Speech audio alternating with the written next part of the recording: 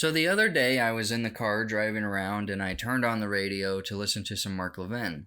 And what do I hear but him going on a huge rant about Joe Rogan and Rogan's comments about Jews, which of course hurt Mark's feelings, and so he felt obligated to comment on it as if anyone cares, but I wasn't surprised by what he was saying. So today we're going to go through that rant together and see if it holds up to some scrutiny.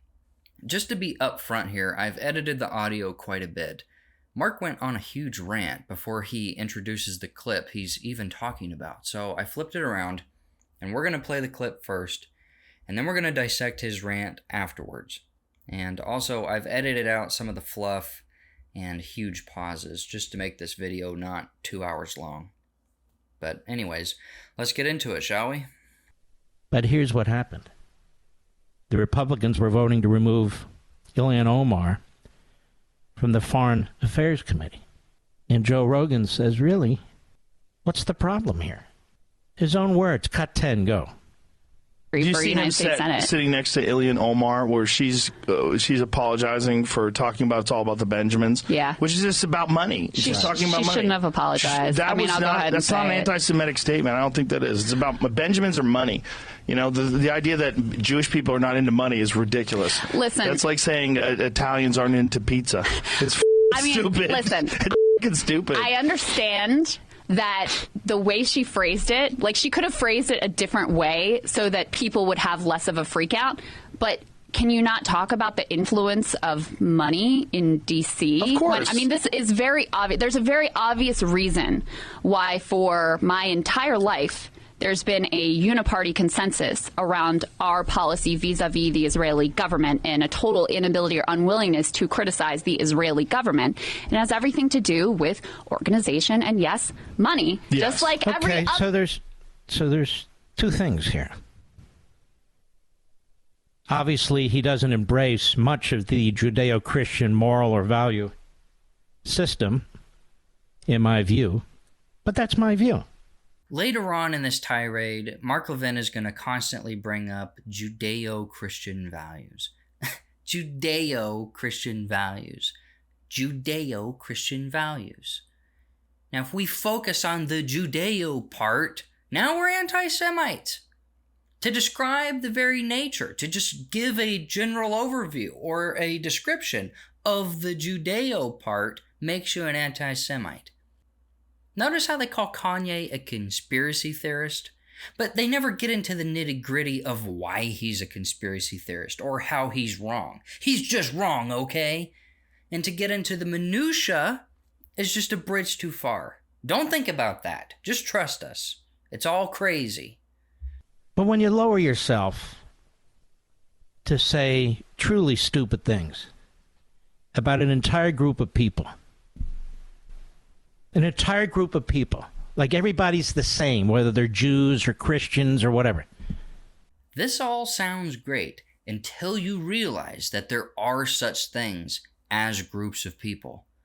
You can identify their behaviors, attitudes, skin colors, their mindsets, cultures that are very unique to that person in relation to their larger group. Yes, there are individuals, but there are groups too. To deny this is a denial of reality itself and will make a fool out of you. Joe Rogan brings up Italians.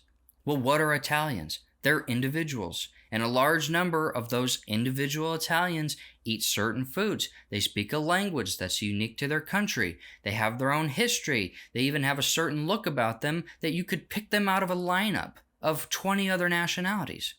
Did you know that more than 65% of Italians aged 18 to 34, of whom 3/4 are men, still live with their parents?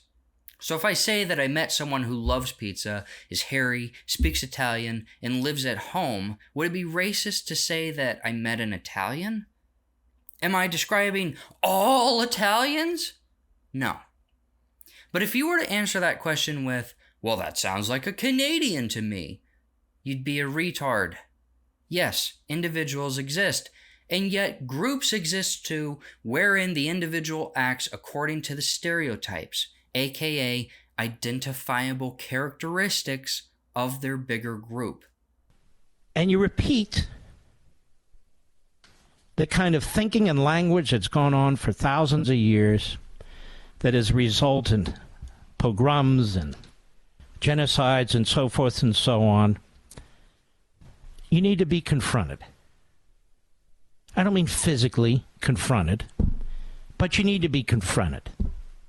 As always, this is the only card they have to play.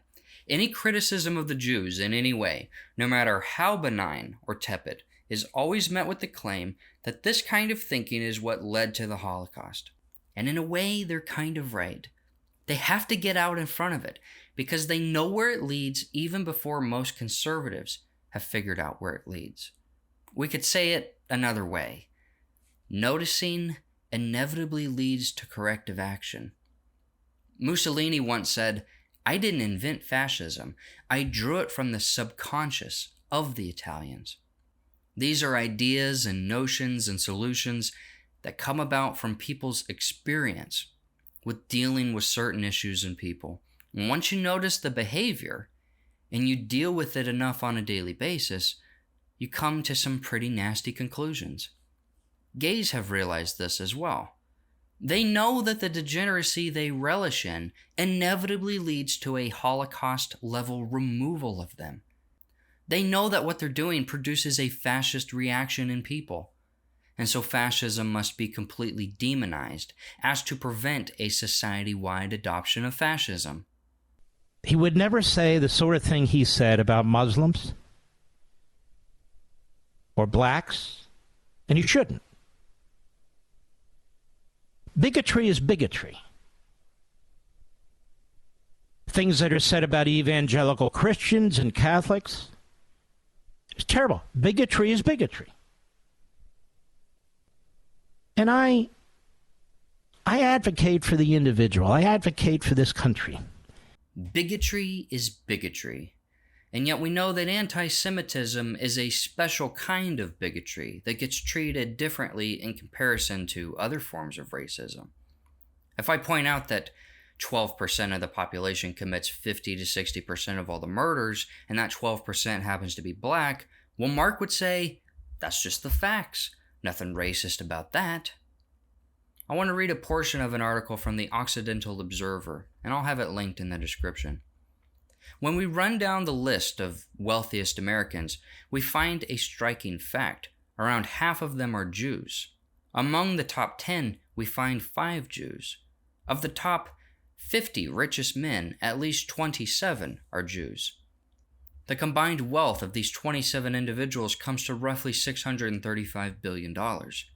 Note, if Jews were proportionally represented among the top 50, there would be 1 individual. Instead, there are 27. More broadly, we can infer that this 50% rule holds throughout much of the wealth hierarchy. In support, we may cite Benjamin Ginsberg, who wrote, "Today, though barely 2% of the American population is Jewish, close to half of its billionaires are Jews.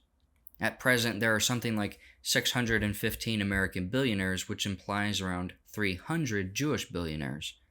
A recent study of the most malicious vulture capitalists showed a heavy preponderance of Jewish names, far more than half.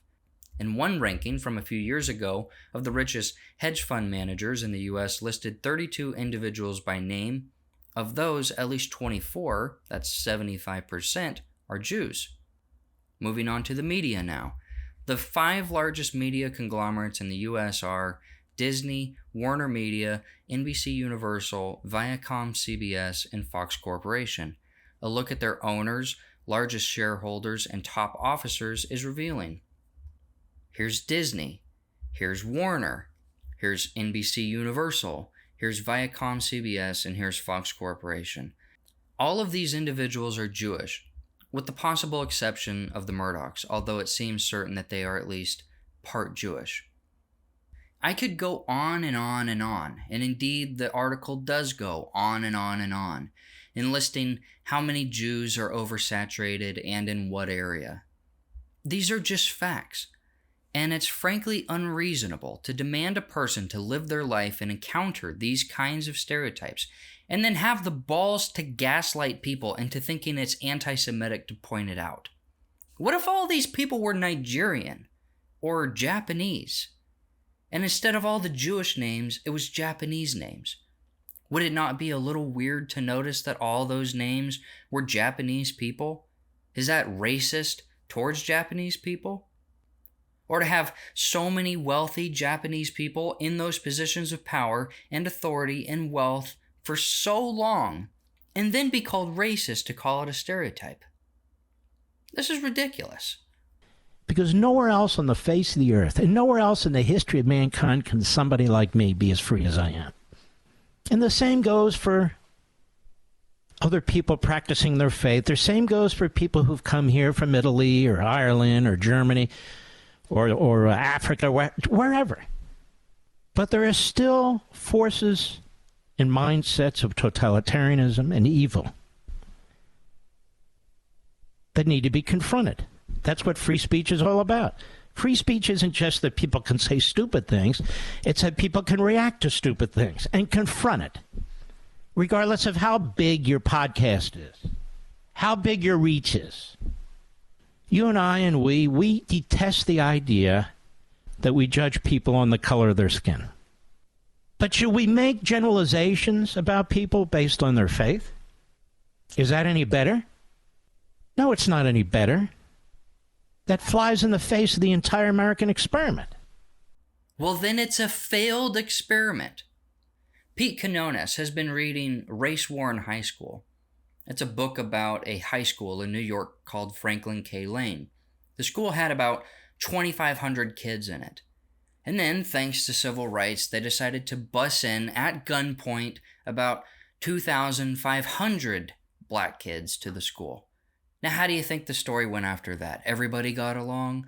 The melting pot just did its magical imaginary thing and nobody fought and we all sang Kumbaya? Well, they're all just people. We can't make generalizations based on stereotypes. My God. They're just individuals. We couldn't possibly identify group traits in them. This is insane thinking. These people who God created equal, supposedly, came in and destroyed the school. They straight up beat up a teacher, sprayed him down with lighter fluid out of a water gun, and set him on fire. They had fights every day. They dealt drugs every day. They turned that formerly nice and white school into a literal war zone and destroyed it. Because this is what they do no matter where they go. This is who they are. Now, if you believe that we're all the same and group differences don't matter because you're so blind you can't even admit there's groups, then you'd be shocked at this story. Oh my God, how did that even happen? You would say.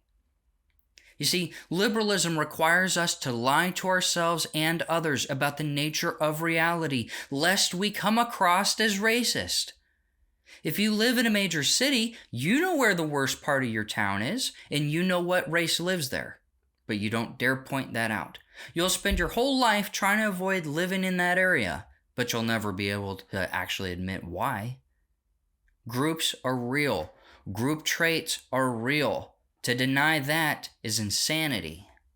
But this is what totalitarian regimes do, and this is what advocates of totalitarianism do, whether people think they are or not. They say things about groups of people, millions of people. They paint with a broad brush. And we reject this. No, we don't. We do not reject totalitarianism. Because look at where we are now. Look at our stupid liberal paradise that we get to live in. Everybody's free. Oh, it's amazing. Everybody's free to make their own incredibly destructive and stupid choices that's tearing the whole place down. Oh my God, isn't it amazing? I'd hate to live in one of those horrible authoritarian nightmares where the trains run on time and the homeless people are handled and the corporations are reined in and made to conform to the interests of the state and its people. My God, I couldn't even bring myself to imagine such a nightmare. You're a human being. The Declaration of Independence, you have God-given rights. Not because of your faith, not because of your skin color, not because of any of that, but because you're God's children. But if he's going to say things that are absolutely bigoted, that are no better than common day anti-Semites, somebody's got to call him out. Somebody has to alert millions and millions of people to it.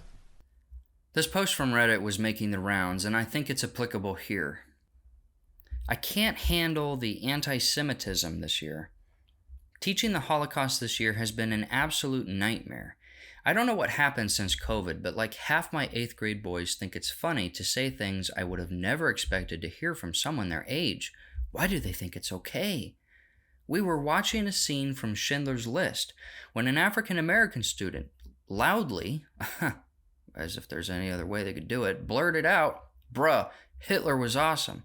And the entire class thought that was hysterical.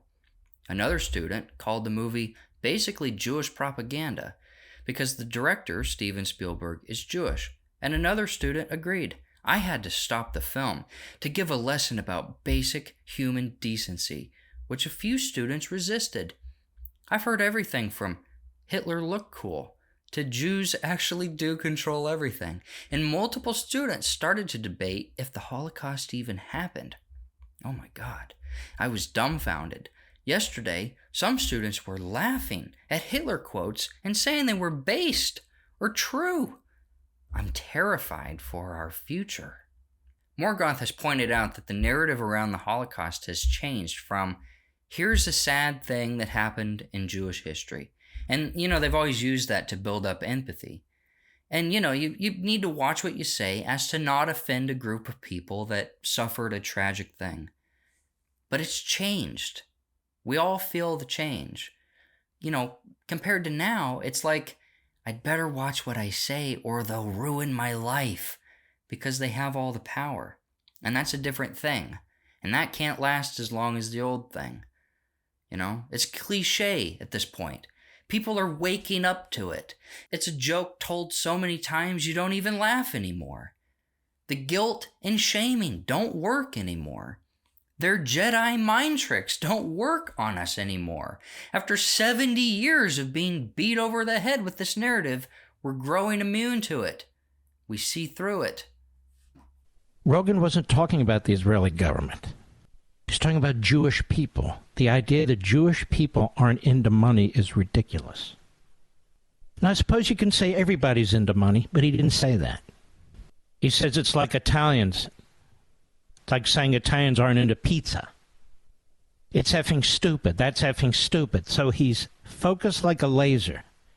Not on Israel. I'll get to that in a second. But on Jews. Jews are into money. They're the money changers. You see? They're all the Rothschilds. Kristallnacht. One of the things that led to Kristallnacht was the Jews and their businesses, they're ripping you off. And they had cartoons of Jews with big hook noses and funny clothing and cash in their hands. The Jews with the money. And Goebbels ran with that till he killed himself. Malcolm X ran with that. Radical left-wing Marxists have run with this. Klansmen, neo-Nazis have run with this. The Jews, they control the money. The Jews, they control the media. The Jews, they control the banks. Now, is he actually going to go through the numbers and the data and the companies and the names to show that they don't actually control the money?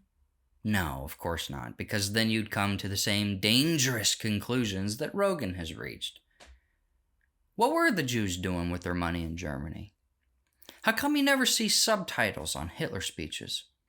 What are the people with money doing here in America in 2023? Great things? Or are we in a kleptocracy ran by oligarchs who are plundering this country dry, and they do it boldly because they know to call it out is anti-Semitism, and bigotry is bigotry? Don't you understand that?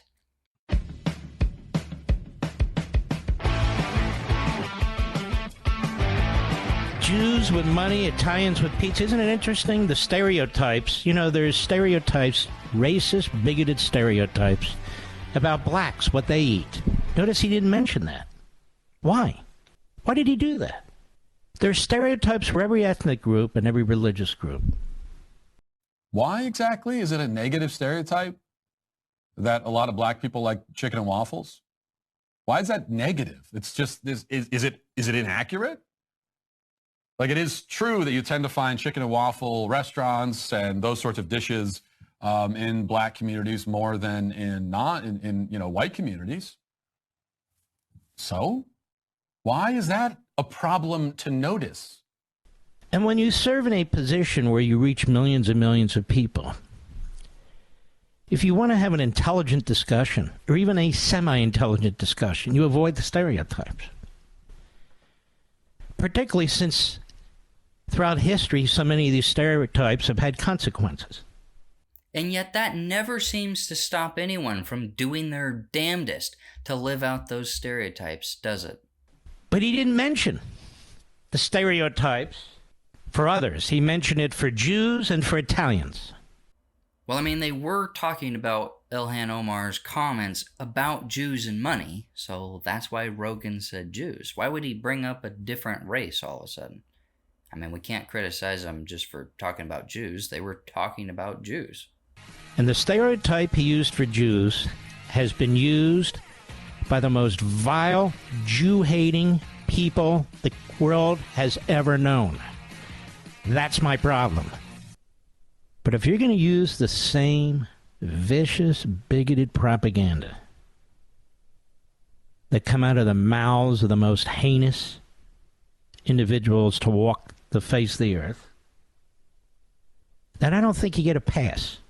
This is one of the most hateful stereotypes. It's Louis Farrakhan stuff.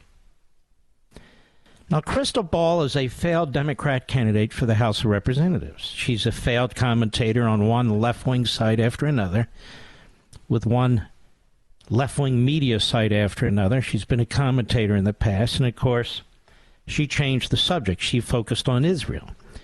Because if you attack Israel, I'm not talking about disagree with their policies. If you attack Israel, and you say Israel basically has bought Washington with money, the Jews have bought control of Washington with money. Well, how come the Arabs haven't bought control of Washington with money? They spend a hell of a lot more. How come she doesn't talk about them this way? I'll tell you why. Because today, at this time, in our history, as I said before, there's certain groups that you can smear, that you can promote, burp up the stereotypes. In certain groups, you cannot. Crystal Ball is not going to talk about that group the way she talks about Israel and Jews. Joe Rogan is not going to talk about what, let's say, black people stereotypically eat, but he's happy to talk about what Italians eat. And of course, he's more than happy to tell you about Jews and money. It's so weird that he claims Jews are allowed to be bashed, but blacks and Muslims and other groups aren't. We've clearly seen that the system comes down really hard on anti-Semitism. It just does. Oh, blacks are protected, huh? Well, Kyrie Irving had to pay $500,000 and basically be re-educated for saying that Jews ran some slave ships. So if he's black and they're protected, why did they do that to him? Has it ever went the other way around? If Mark were to point out black crime statistics, would he be hauled off to a re-education center? Doubtful. Because racism against Jews is so special, it gets its own name and has its own special punishment. The hard left in this country has been undermining the unity of this country, a very diverse country, has been attacking Judeo-Christian morals and values, the founding of the country. Tomorrow they'll target Catholics. Yesterday they targeted evangelical Christians. Today they target Jews. And this stuff about money, pretty ironic. When Joe Rogan, I think, makes $20 million a year over 10 years, doesn't he, Mr. Producer? Or 5 years, something like that? Well, everybody wants money. Everybody wants money. Then why would you focus on the Jews and laugh? Why would Omar focus on the Jews and laugh? Omar has repeatedly said bigoted things. Why would you defend her? Because even a blind squirrel finds a nut every once in a while. You know how Christians will say that the gospel is so simple that even a child can understand it? Well, this truth is similar. Even an incestuous moron can see it. We all know the liberals who pretend to not understand very basic ideas, and they create this jungle gym, obstacle course of mental gymnastics to avoid understanding an inconvenient truth. And this is what Mark Levin is doing. He's purposefully acting stupid to avoid an uncomfortable truth about his own tribe. She's just talking about money, he says. Talking about money. That's not an anti-Semitic comment. I don't think that it is. Benjamins are money. The idea that Jewish people aren't into money is ridiculous. It's like saying Italians aren't into pizza. That's effing stupid. That's effing stupid. Are there successful Jews? Yes. Are there a lot of successful Jews? Yes. Are there successful Asians? Yes. Are there a lot of successful Asians? Yes. But that's individuals. It has nothing to do with stereotypes. To quote the great philosopher Dave Chappelle, Kanye broke the show business rules, the rules of perception.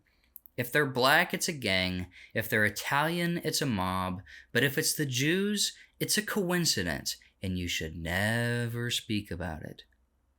This is why Kanye walked out of the Tim Pool interview, because Tim used the same retarded line about individuals and refused to apply the group label to Jews, no matter how many times they appear to act as a group with group interests. Now, from this point on, Mark gets into reruns.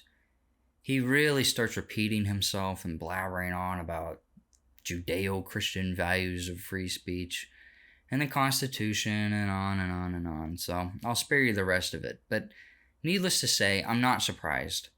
You know, Rogan made a fairly benign comment, and it sent Mark into such a tizzy that it warranted the first 30 minutes of his show. You know the saying, if you throw a rock into a wolf pack, the one who yipes is the one who got hit. So clearly Mark was affected. Anyways, this video is getting way too long, and props to anyone who stuck around for the whole thing. I haven't made a really long video in quite a while, so this is a rare thing for me, but I think it was needed. I mean, what he's saying is just absurd. So anyways, if you enjoyed this video and type of content I'm making, consider giving this video a like or maybe subscribing. I have a Buy Me a Coffee now, so if you want to support me, you can do that there.